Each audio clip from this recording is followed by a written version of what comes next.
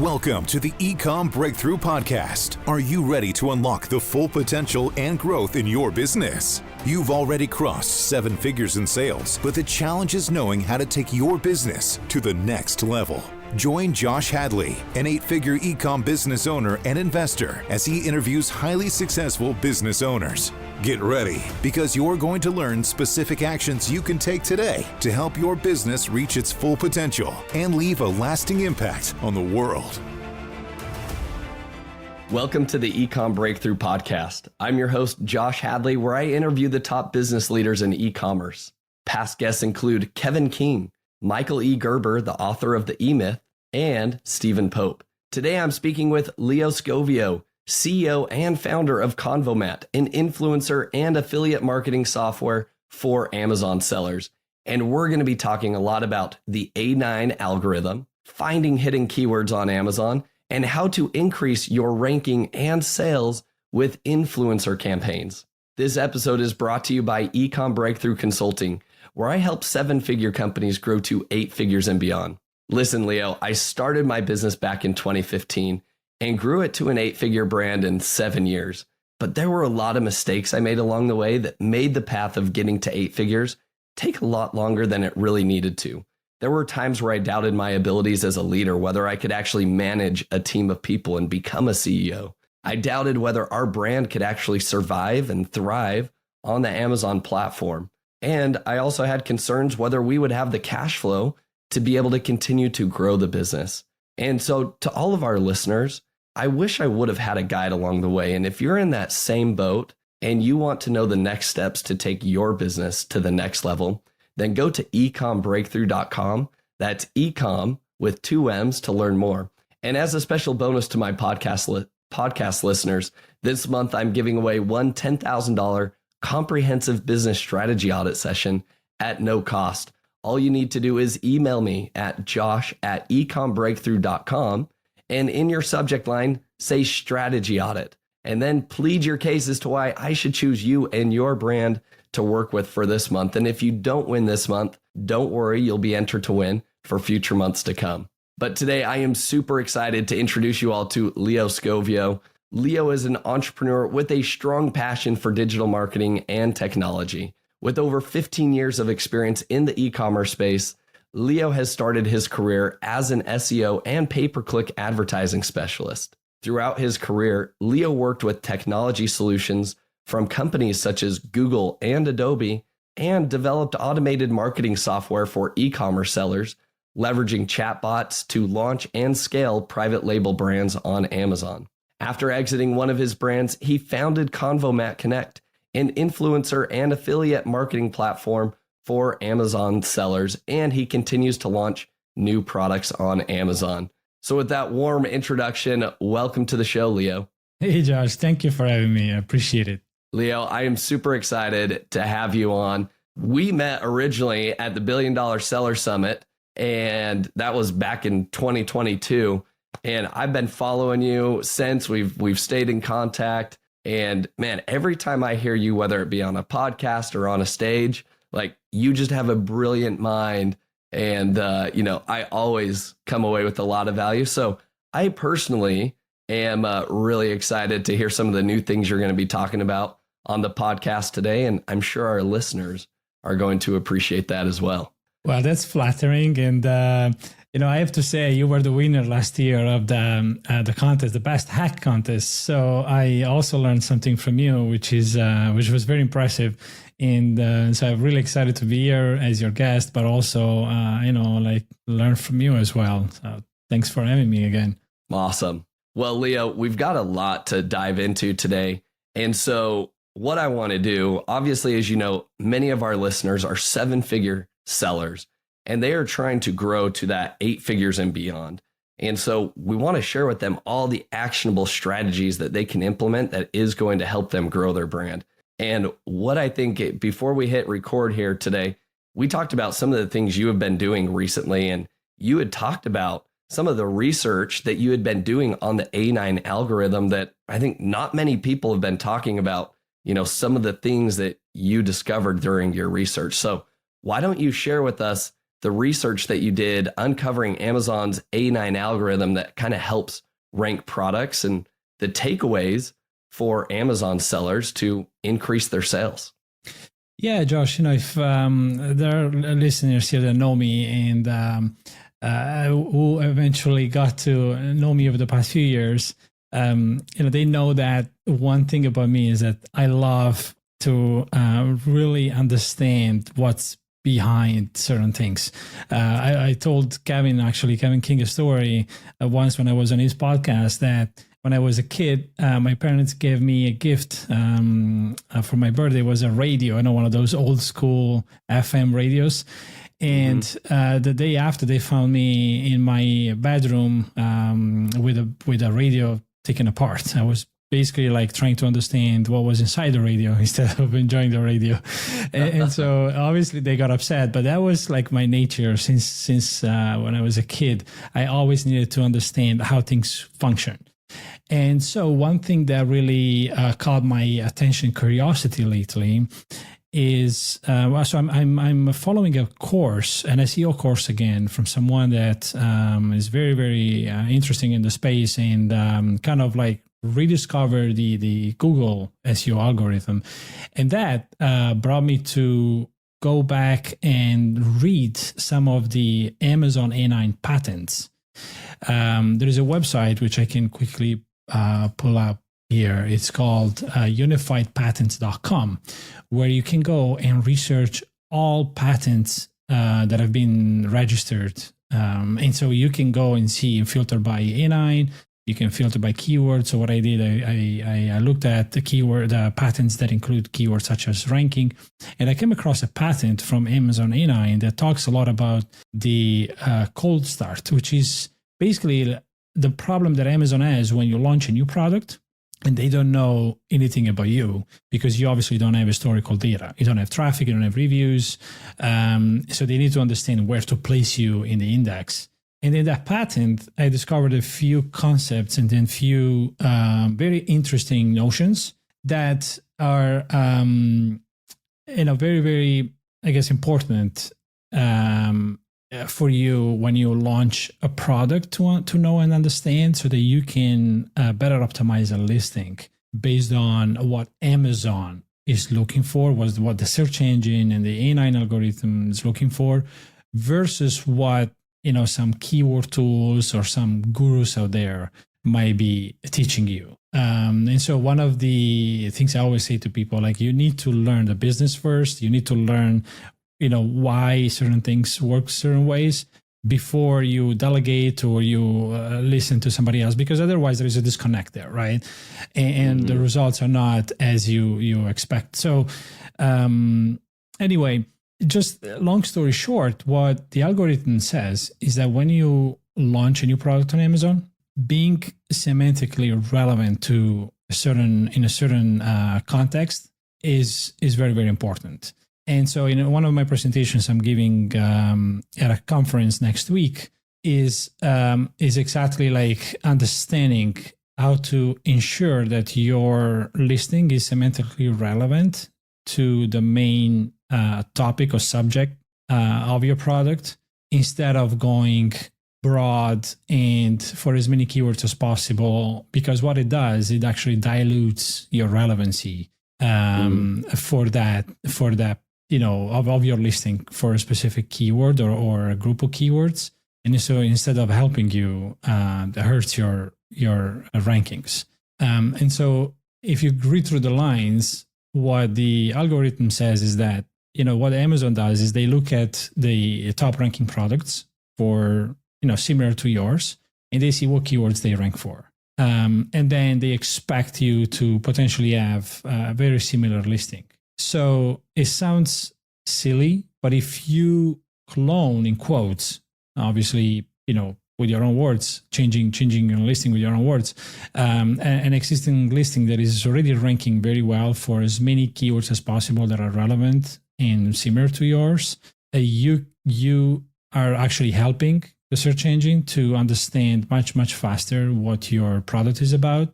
And from an SEO perspective, so excluding all the other metrics such as reviews and clicks and add to carts and conversions, then you should be in a much better position from an SEO perspective. Does it make sense? Yeah, I love that. And I want to maybe dive in a little bit deeper here.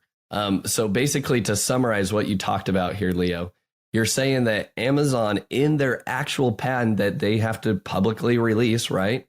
In their patent, they're saying that, hey, there's this cold start. If you have a new product, one of the things that they're trying to do is trying to compare you to the bestseller, right? That already has this ranking.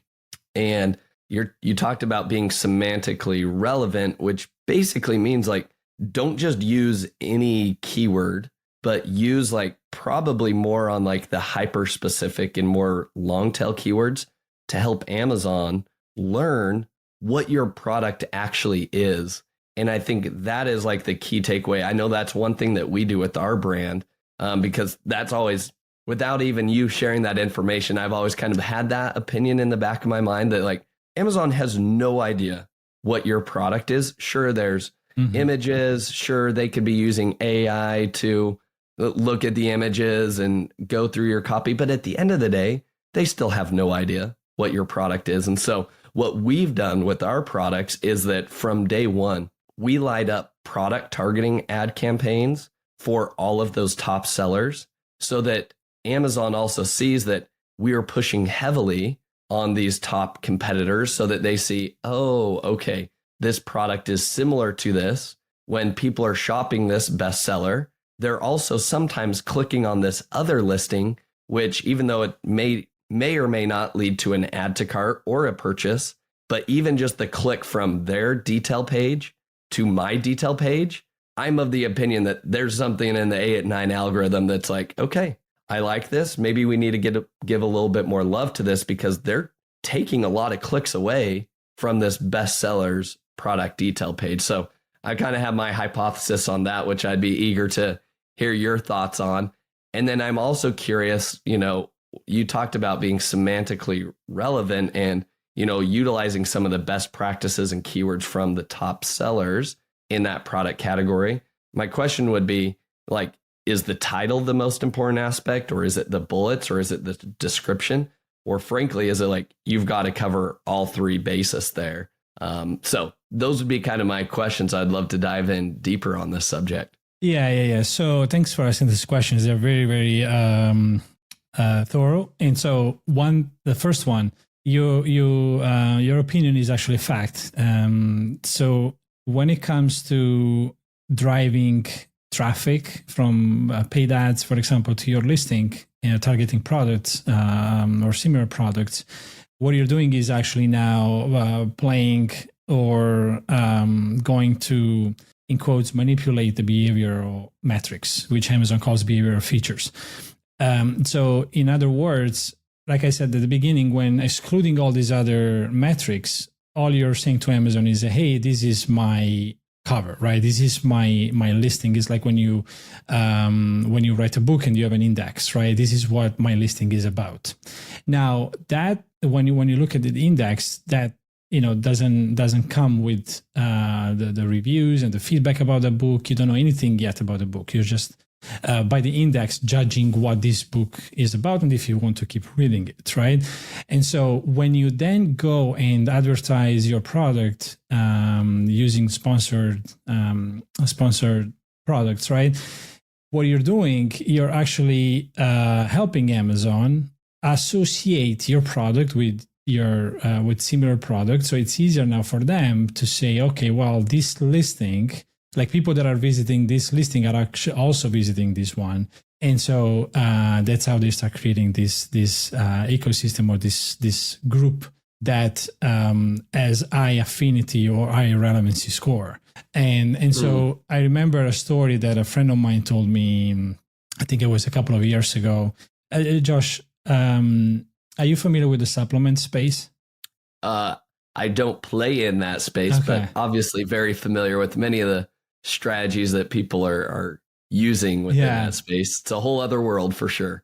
So there is a brand there. It's called now it's called Dakota. Back a couple of years ago, it was called MixRx. And the two friends of mine, they were the founders of this company.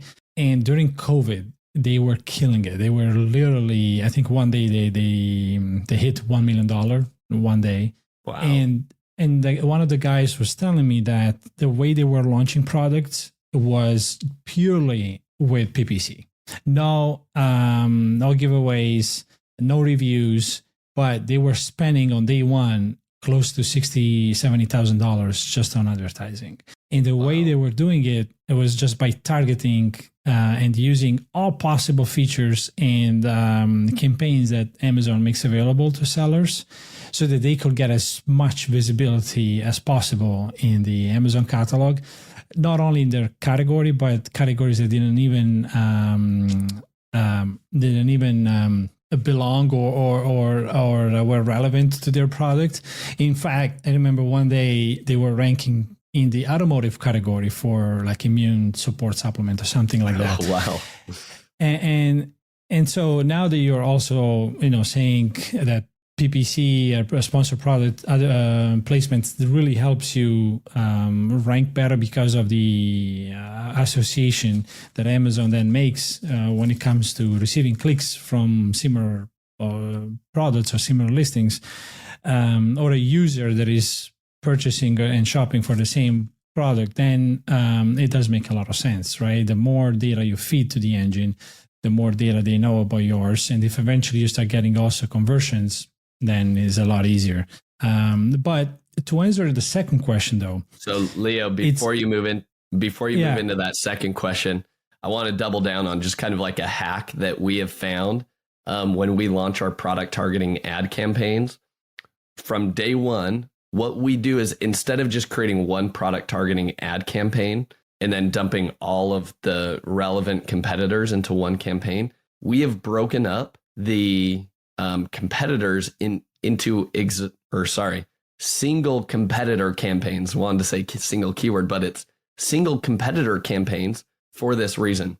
If we see that we're kicking one particular competitor's rear end, we can boost that budget. We can increase our CPC bids, right? And we can just fly. And then the ones that we're not doing as well on, we can scale back. And so having that ability, like, because Amazon gives like each campaign its own like score, right? Yeah. And so again, if you have something that's performing well, your campaign score is going to be a lot higher. Maybe that results in a smaller bid that you have to bid for, and you still get premium placement on that. But just wanted to share that as like a hack that like break them up. Like this is such an important aspect of the ranking algorithm, is Amazon figuring out what your product is, that we've had a lot of success going single competitor exact campaigns. So yeah, that's a good one. I like it. Do you use any like a software to automate that and scale? Yeah, we've been using PackView to do all of that. Yeah, that's a good one. Yeah, the most important thing, Josh, I think, is ensuring that you're targeting the products that rank for the highest number of keywords in your targeted keyword, at least targeted keywords. Does it make sense? Because if you do that properly, you're getting relevant traffic. And the more relevant traffic you get, the better results you will achieve over time from a rank stickiness perspective. Because a lot of people, what happens to them is that after they launch the product, maybe they have a good, successful or decent launch with some giveaways, and the people still do search fund and buy, right? But then eventually the ranking drops. I mean, that can happen for different reasons. They increase the price normally, and then the price, then the conversion rate goes down, and so eventually, like, you get that result. But if you drive qualified traffic at the for the first 90 days, you should be able to get your product to stick, whatever, and end up in the first 90 days. At least that's what we've seen by adopting this type of strategy. And we rank right now, like my partner with the game that we launched doesn't believe that we rank number one or number two for probably one of the top keywords, very broad. He's like, I can't believe that we rank for this keyword. I'm like, yeah, because the product is very, we laser targeted the theme and the keywords around that theme. Yeah. And we did a good job at the beginning driving the right traffic. And so I don't think Amazon has any doubts if the relevancy of that keyword for our product is strong or not, right? So yeah, the title, like you were asking earlier, if the title is the most important thing. Obviously, the title does play the biggest, I think, is the biggest element on the page when it comes to rankings. But Josh, what I noticed is that the images are also super, super important. So in the patent, Amazon says that they scan the content of the images and they extract text from these images to understand also what the product is about. Because if you think about it, what people look at first are the 7-8 images that you have in your listing. Then they look at the title first because it's in the search results, and they look at the images, and then they read the bullet points, right? And so what they look at is the content in these images. And this is an exercise that I did a couple of weeks ago with one of the clients that I'm consulting for, because they weren't ranking or they weren't indexed on Google for a specific keyword. And I noticed that, so I created this Google sheet where I was analyzing the top 10 competitors. And then I took all the top 10 keywords, relevant keywords on Google, and only 2 of them, of the 10 competitors, only 2 of them that were ranking. And we weren't indexed for the ASIN that we wanted to be indexed for. So what I did, I went back and I started optimizing the listing based on what I saw, on what I thought was important, based on the competitor that was ranking actually on Amazon. And this happened fairly quickly. I think 2 or 3 days later, we were actually indexed on Google. And what I did was actually... Yeah, that was my question. What did you do?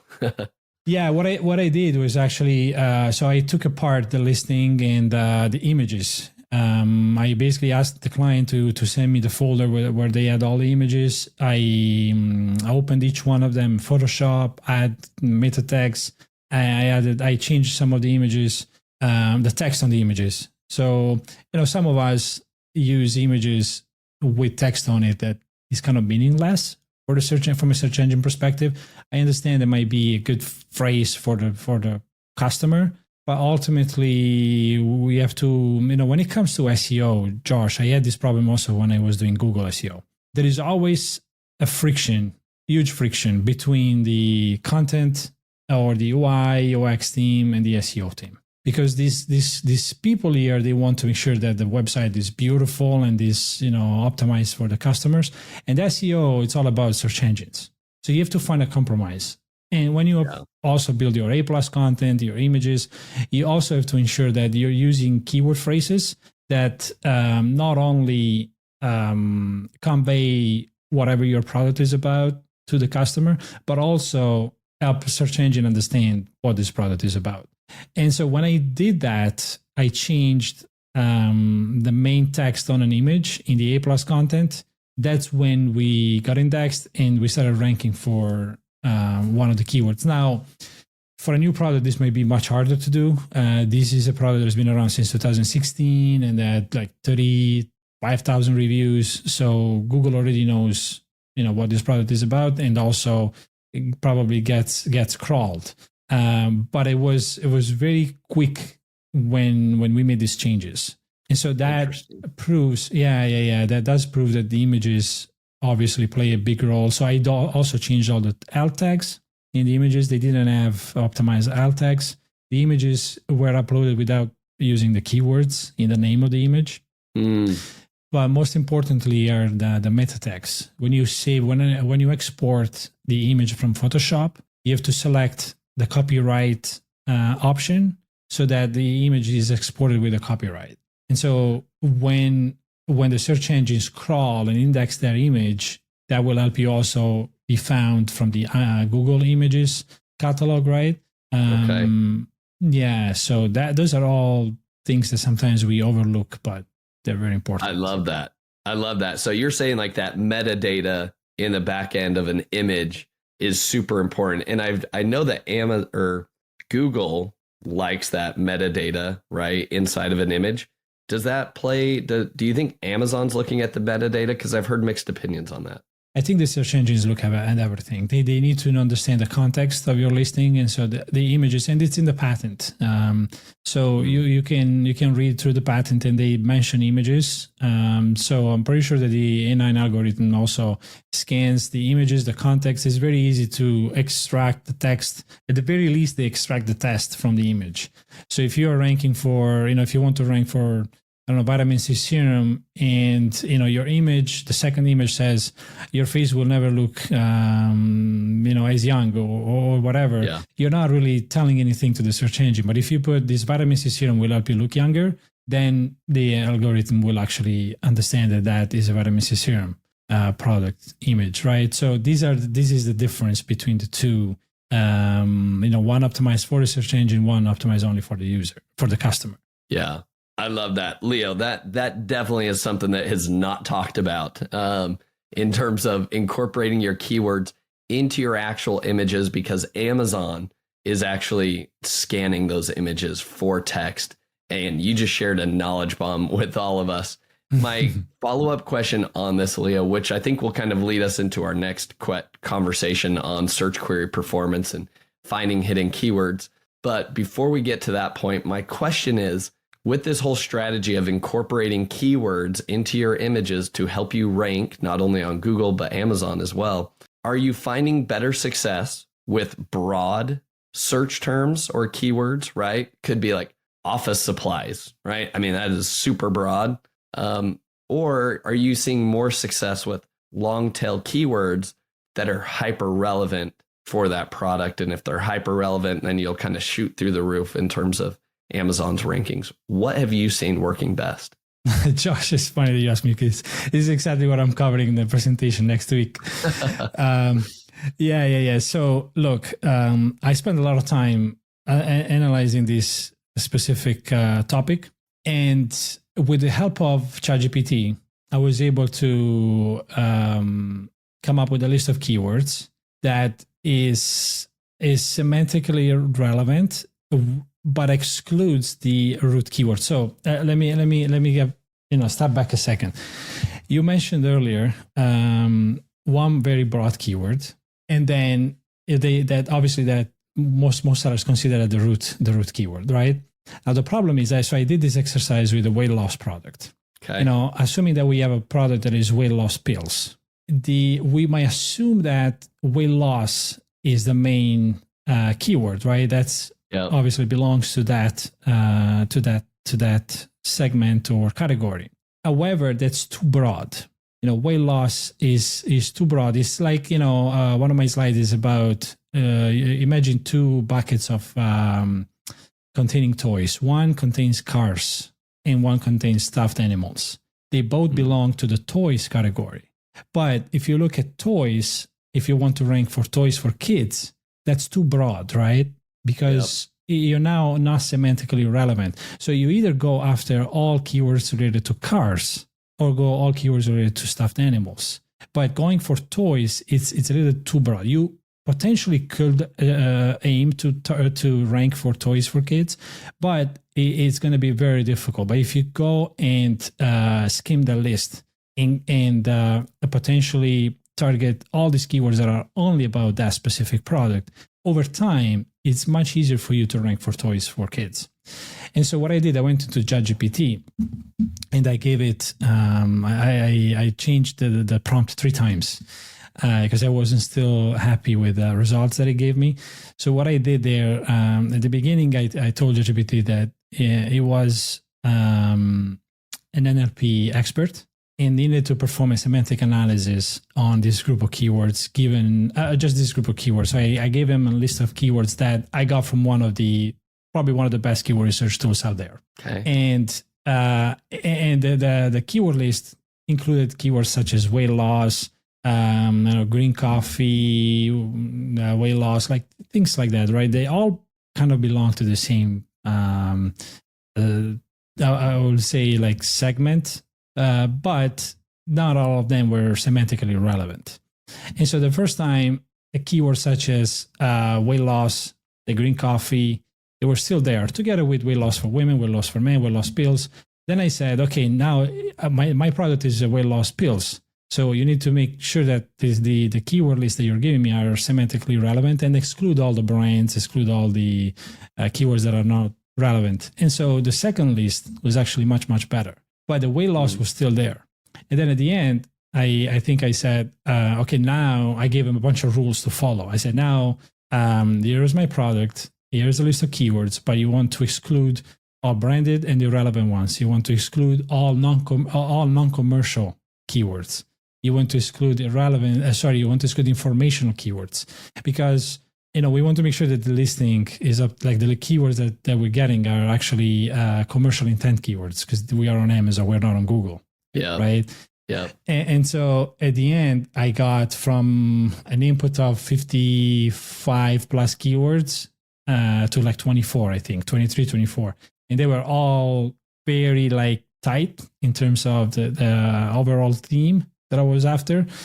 And so obviously at the beginning, it said your main, I think, category is weight loss supplements and wellness. Then it said only, okay, you are selling weight loss supplements, which was correct. So I understood the topic much, much better. And then it said your main root keyword is weight loss pills. So it was no longer weight loss, but it was weight loss pills. So now when we go after weight loss pills and all the keywords after for Amazon will be much, much easier to understand the context of your product. Makes a lot of sense. Leo, I have so many questions. You just keep opening up another can of worms here. Just so much value that's like, oh my goodness, now we need to dive in here. All right. I want to first ask, you to clarify for our listeners as well. When you talk about being semantically relevant, what does that mean? So the semantic relevance, Josh, it depends on in what context. I mean, I want to make it kind of easy for the listeners here.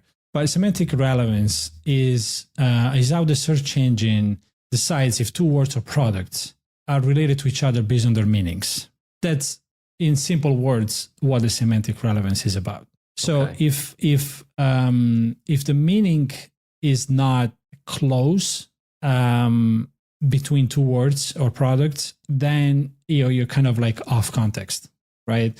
And that's why weight loss and weight loss pills, even though they belong to the same category, but there is there's a big distance between the meaning, because weight loss can be in anything, right? You could be looking for information. You could be looking for what it means. There's a lot of it. Like there's a lot behind just the phrase weight loss. But when you look at weight loss pills, you're thinking about pills. You know what I'm saying? And so when you now use that as root, every other keyword should contain that weight loss pills. Okay. I know what I'm saying. So that's when you're looking to create a keyword list that is semantically relevant, you have to make sure that main root is always contained in all of that. Yeah, I love it. All right, so here would be kind of my next follow-up question. I'm putting you on the spot here. You just shared what it seems to be a wicked smart chat GPT kind of flow to say, hey, here are some big keywords. Help me sort through all of these and understand their importance. Do you have any of these prompts that you'd be able to make? Do you have these in like a Google Doc that you could even share with the audience? And maybe you could put it behind some lead capture for yourself. But I know our listeners would be fascinated to see that entire process flow, because I know you talked about it, but I'm sure there's a lot of very specific language that you have in there that has Chat GPT get you to the end result. So that would be my big question to you is like, Leo, I want access to the amazing prompts that you created there. Yeah, Josh, I'm actually working on this Google Sheet that automates this process. So I'm almost done with it. I just have to integrate one more API. But technically speaking, there are two ways you can use it. One is if you give it your ASIN. And then what it will do, it gives you a recommendation as if it was some sort of an analyst or an editor And they will basically tell you that this listing is missing certain things, or for example, you should improve this part of the listing. So it gives you a recommendation on the current listing. And then the other one is exactly what you're asking. So given a list of keywords, it will apply the prompts that I came up with at the end, and they will give you just a semantically relevant subset of keywords instead. So this tool right now, I mean, by the time this podcast will be live, will definitely be available. And probably the best way to download or get access to the Google Sheets will be by going to leosgovio.com/tools. I'm putting together a list of tools under my domain, and happy to share with everyone that is interested. Awesome. All right, Leo. Sounds amazing. I know I'm going to be one of the first ones that downloads that. Anytime, Josh. You can get a preview. I love it.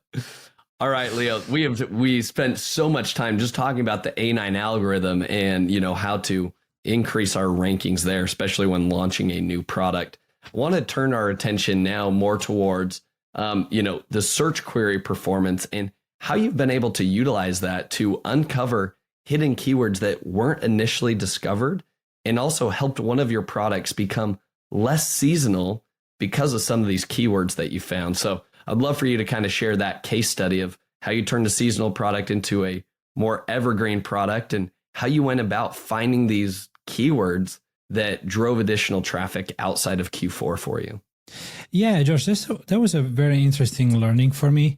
So last year, it was around August, September, we launched a new product in the card games for kids. And we had a fairly, successful launch. We ran out of stock a couple of times, but it was also Q4. And so we were super excited about the launch.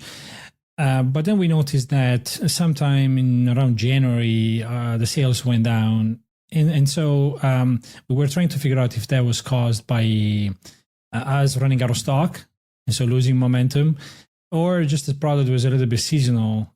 Being a card game for kids, obviously, November, December is a high season because parents, grandparents are obviously looking for a gift for their children, grandchildren, right? So eventually what I did, I started digging into the search query report, and I found out that there were some other keywords that people were searching for that I didn't think of, but they were not necessarily, seasonal.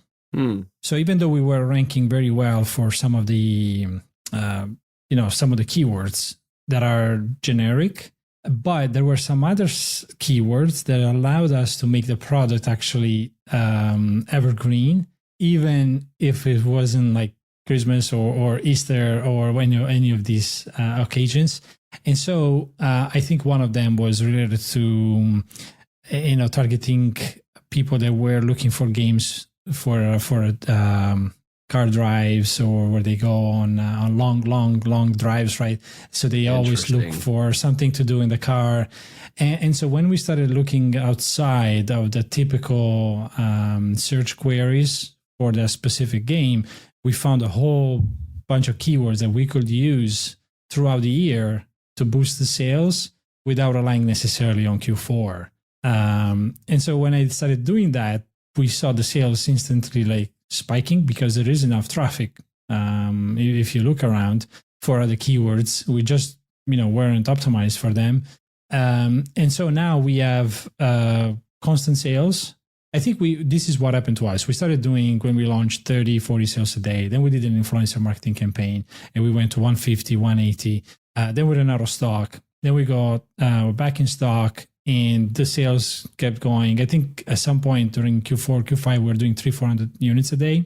And then right after Christmas, we went back down to 30. So now, after adding these keywords that I found in the search query report, we're doing back again, I think 70, 80 a day. Great. And the product is fairly new. We're talking about 600-700 reviews. It's not compared to other products in the same category that have 10,000-20,000 reviews. We're much smaller, right? But again, if you apply what I mentioned, we mentioned the past half hour together with these other strategies, you eventually like can get a good business running. And so this is in a nutshell what I did to turn a somewhat seasonal product into a product that sells well throughout the year. I think that's a fabulous case study. My one question here is like, what were the specific things you were looking for, or that how did you use search query performance to identify those keywords that initially were not on your list, such as like the, games for kids for car drives, right? Like that's not initially coming to the top of your mind. It is a great use case, but initially you're thinking like card games for kids for, Christmas gifts or Easter basket. And those are the obvious ones, right? So that would be my question. Like for other sellers, like how do you sort through, because search query performance, there's a lot of data in it. So what are your recommendations to actually uncover those hidden keywords through search query performance? Do you mind walking us through your process that you use to identify that? Yeah, Josh. So what I did actually, I ended up using a tool. It's called Jungle Ace. I'm not sure if you heard of it. I don't think I've heard of that one. Yeah, I think the guy behind the company is Dimitri Vorona, one of the founders of AMZ Innovate. And they put together this Google Sheet that allows you to analyze search query report, in a very comprehensive way. It requires a little bit of manual work because you have to go into your account and download weekly reports. So the more reports you download, the better. Obviously, the search query reports are available from the day you started selling, or your data anyway is available from the day you start selling that product. So I was able to go back August last year, downloaded weekly reports. And then when I imported everything into Jungle Ace, which is a Google Sheet, I was able to get a summary of all the search queries and those keywords that were, whether they were outliers or keywords that were generating consistent sales, but also keywords that we were not targeting, but that there was an opportunity from a sales perspective because perhaps they didn't have a lot of search volume, but they had very high conversion rate. Yeah. And so when we looked at this report, the output of this Google Sheet, then that's how I was able to find these keywords. I'm like, holy. This is good. Yeah, this is gold because I didn't think of these keywords. But if I do put these keywords in my listing, we could potentially get sales throughout the year instead of just relying on the main occasions that occur throughout the year. And so one thing that I would say, though, if you do this, keep always a backup or a note of your old title, old bullet points, whatever you do, because before Q4 kicks in, you might want to revert back to what your title or your listing is about. So you have to adopt this kind of dynamic approach. Q4 is over. Optimize now your listing based on what's trending or what the search query report is telling you. But then once for example, Easter comes, everyone is probably looking for again some toys for kids for their Easter eggs or something like that. Here, especially in the States, I think they also give gifts for Easter. So you want to bring the listing back to what it was and then change it again, right? So if you learn how to do that properly, you have a consistent amount of sales throughout the year without, having to necessarily just worry about the Q4. Yeah. What a brilliant strategy here. And Jungle Ace, can you spell that to make sure that I type that in right? Because I love what it sounds like that tool can provide. Yeah, Jungle, like Jungle, Jungle, and then Ace as ACE. Jungle Ace. Okay. ACC as in Charlie. Oh, ACE. All right. Yeah. Jungle Ace. All right. See, I was thinking Jungle Ace or something. I was like getting real confused there. So Jungle Ace to our listeners. Jungle Ace. And they could is that just simply Google it? You'll find the website. Yeah, Jungle Ace, you'll find the website. And then there is, I think under their academy, I'm just checking quickly now. You have the Jungle Ace Google Sheet Analyzer tools. So once you go to their website, and then from the menu, go to 1 second here, you go to Academy, you'll find as the number one result under the Academy, their Jungle Ace Google Sheet Analyzer tool. Cool. And then what you do, you just follow the instructions. They have step-by-step instructions on how to install their Google Sheet extension, download the Analyzer tool, and then perform the analysis based on your data. So that's one of the best tools, to be honest, that I came across in the past probably a year or so. I love it. Yeah, it sounds amazing. And sounds like it really helped your brand. Leo, we are running up on time here, but there's one key part that I definitely want to get to. We probably are only going to have maybe a couple minutes to actually address this topic. But going back to your brand and the product that you launched last year with this card games for kids, you talked about how, hey, we were doing 30, 40 sales, and then, peak season, we're doing 100. But then you mentioned like we turned on our influencer campaigns and we just shot through the roof. We're doing consecutively hundreds of products a day. So that's where you poured gasoline on the fire.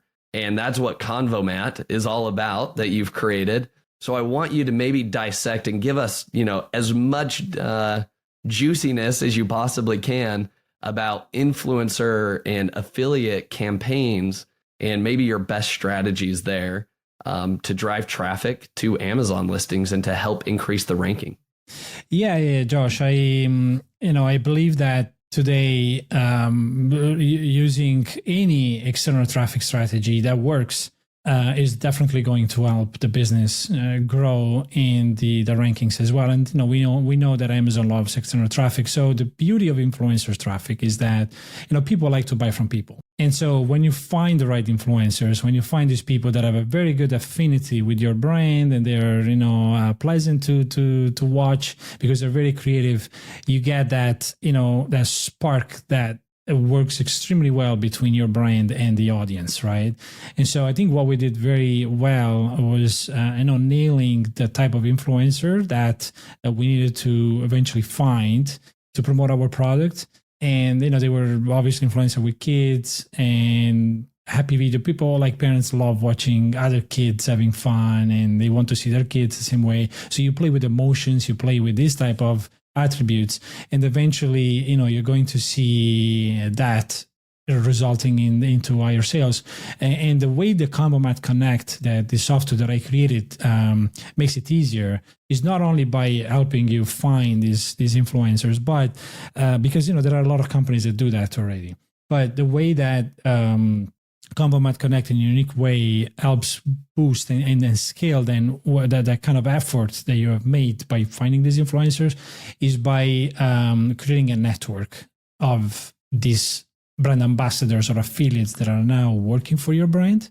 And so instead of you having to adopt this kind of like rinse and repeat methodology, you now found one, you have an affiliate deal with them. They're just, you're just working together. You can extend the attribution window for as long as you want.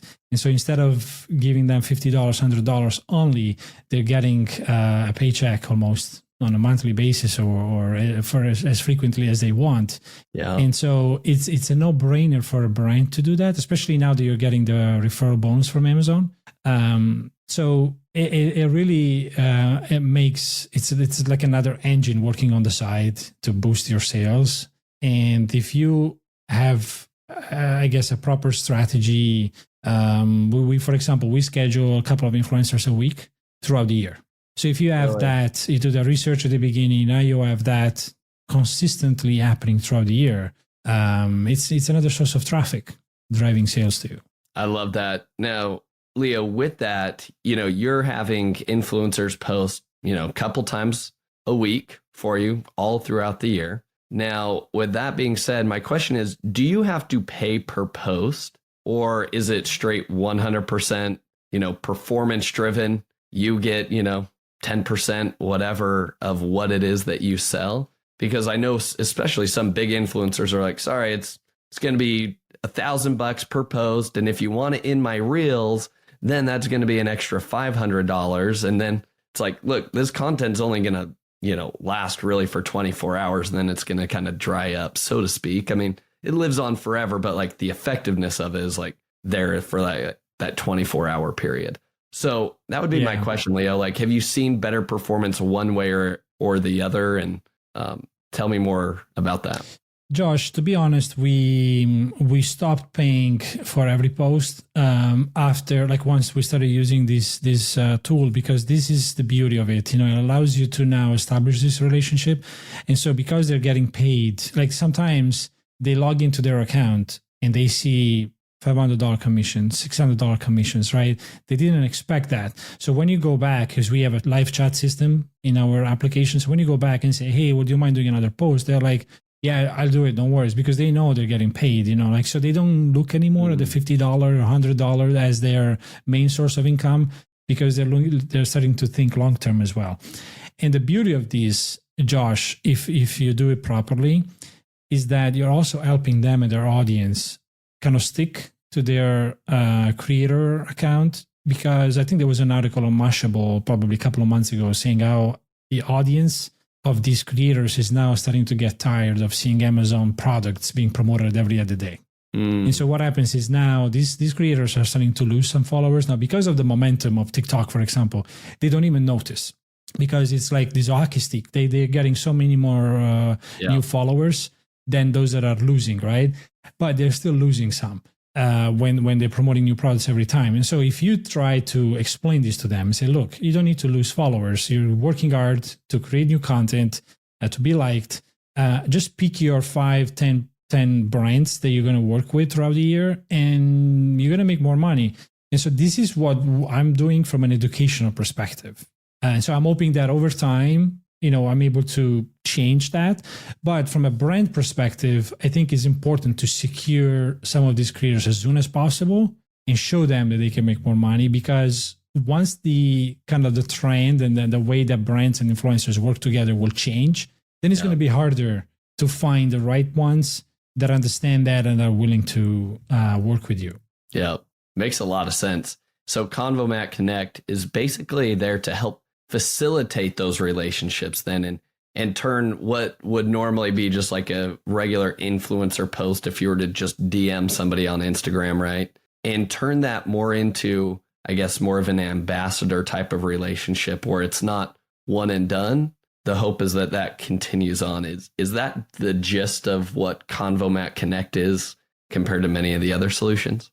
Yeah, exactly. And because of the integration that we have with these platforms, like we integrate with Shopify, WooCommerce, Amazon itself, we have a lot of data then coming in. So we automate all the reporting. So you can see inside ConvoMat, if, for example, when a campaign went live or when a post went live on Instagram, you got more sales to your products, and how long this kind of effect lasts. For example, is 1 day, is it 2 days? And if that maybe that post on TikTok went viral on Instagram, you can also see that, and you can see how much contribution that post on Instagram actually is having on your overall sales on Amazon. So this is the beauty of doing this through a platform like that, like ConvoMat Connect, instead of trying to figure it out on your own, because then the visibility is what allows you to learn and scale based on the data or the performance of specific campaigns. Brilliant. Sounds like I'm signing up for ConvoMat. I'm sold. You're welcome. So, Leo, this has been an amazing conversation. Now, I love to leave the audience with 3 actionable takeaways from each episode. Here are the 3 takeaways that I noted, Leo. Let me know if you think I'm missing something. Number 1, we talked about the A9 algorithm and this kind of cold start. And you talked about being able to, create semantically relevant product listings to the top sellers in your product category. And so the first action item here is that you should create product targeting campaigns on those specific competitors. And my hack on that is that you should create single competitor campaigns and then keep pouring the juice on the fire in terms of what is working well. Where are you winning against certain competitors? Where are you not doing as well? And you can pull those back if they're in single competitor ad campaigns. So that's action item number 1. Turn that on from day 1. Action item number 2 is Leo just dropped some huge knowledge that nobody else is talking about in terms of including your keywords into your images.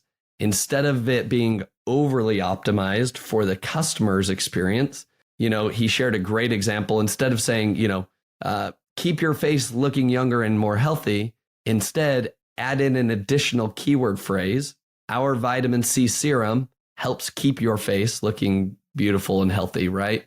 If you do that, Amazon's crawling all of that text. And I believe that is going to help you rank even better than some of your competitors, especially if they are not including those keywords in their images as well. And my third action item, there's probably a million action items, I think, from this podcast episode, but my third one would be, using search query performance, but not just letting all of that large amount of data stare at you in the face, utilizing that Jungle Ace tool that you talked about and the Google Sheets that they have available to actually get relevant information from it. I think that Amazon continues to push out so much data, and us as sellers, we're trying to figure out like, whoa, okay, how do I interpret everything and draw conclusions from all of this data? And so finding and identifying those tools that can help you clearly see correlations or identify those opportunities from the data is super valuable. So that would be my third action item, is to do that. My fourth one would be, signing up for ConvoMat Connect as well, because that influencer campaign stuff is so important. And we just scratched the surface there. Leo, is there anything you think I'm missing in terms of an action item for our listeners? No, I think you covered pretty much everything, Josh. I would say maybe it's a good idea to re-listen to the podcast a couple of times, because we really covered a lot. And there are certain things that you might overlook or maybe overhear as you're probably driving or not paying attention. But if you do take a lot of notes, here there are some knowledge bombs that you can probably use in your business right away. Totally agree. Good advice. Leo, I ask each guest the following 3 questions. So number 1, what is your favorite book or most influential book that you've read and why?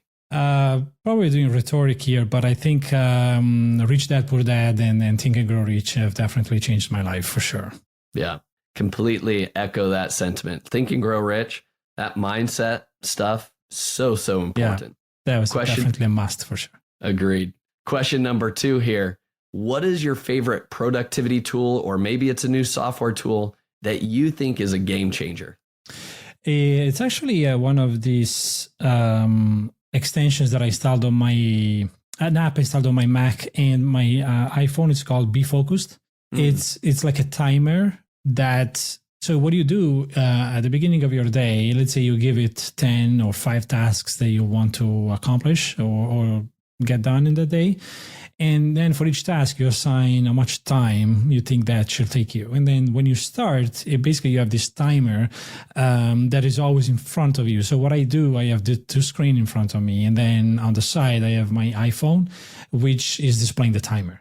And so I know that it's taking me, I have 10 minutes left. And so it just avoids distractions.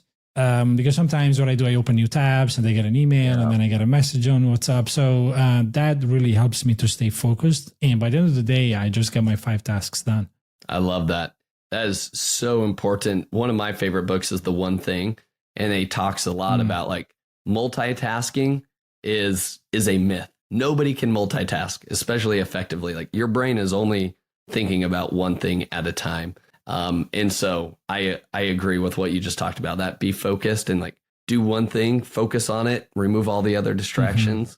Completely echo what you're saying there. All right. My last question here for you, Leo, is who is somebody that you admire or respect the most in the e-commerce space that other people should be following and why? Josh, it's hard to come up with one name. I think, the people should just follow you and listen to your podcast because this is probably where they're going to get most of their knowledge. It's hard to just mention one name in the e-commerce space. It's such a vast and broad space, right? If you look at the Amazon ecosystem or Shopify, there's a bunch of amazing people there, like people like Ezra Firestones. I like it. He's always relevant. with what it does and follows trends, but also very humble. And I get to learn a lot from him. But to those listening, I will say just make sure that you subscribe to this podcast, because Josh, you're inviting some of the smartest people in the industry, and I like it that you're going outside also the Amazon space, because there are a lot of bright minds out there that are doing just as good, just not in the Amazon community. Yeah. Well, Leo, your check for sharing those words is in the mail already. Thank you. But Leo, this has been amazing. If people want to go learn more about Convomat, they want to go connect with you, they want to follow your journey, Leo, where should people go? I normally suggest to just reach out to me via LinkedIn. It's one of the social media platforms that I'm spending most of my time on lately. Facebook is also another one. And my new website is almost ready, leosgovio.com. So that's probably also one of the best ways to reach out to me. All right. Spell your last name for everybody. S as in Sam, G as in George, O, V as in Victor, I as India, O as Oscar.com. All right. leosgovio.com. Go check it out. He's also he mentioned the tools that he's going to share with us, the ChatGPT prompts that he discussed earlier in this podcast. Man, I mean, that would be another action item. So many gold nuggets, just like Leo said. You need to go back, put this on rewind. If you listen to it at 2x speed, you probably need to go back and listen to it at 1x speed, because so much knowledge has been shared today. So, Leo, thanks for the wealth of wisdom you shared with us today. Josh, I appreciate it. It's been a pleasure being here today. Thank you. Thank you for listening. Visit ecommbreakthrough.com for more information. If you've enjoyed today's episode, the best way you can show your appreciation is by clicking the subscribe button and quickly leaving a review. See you again next time.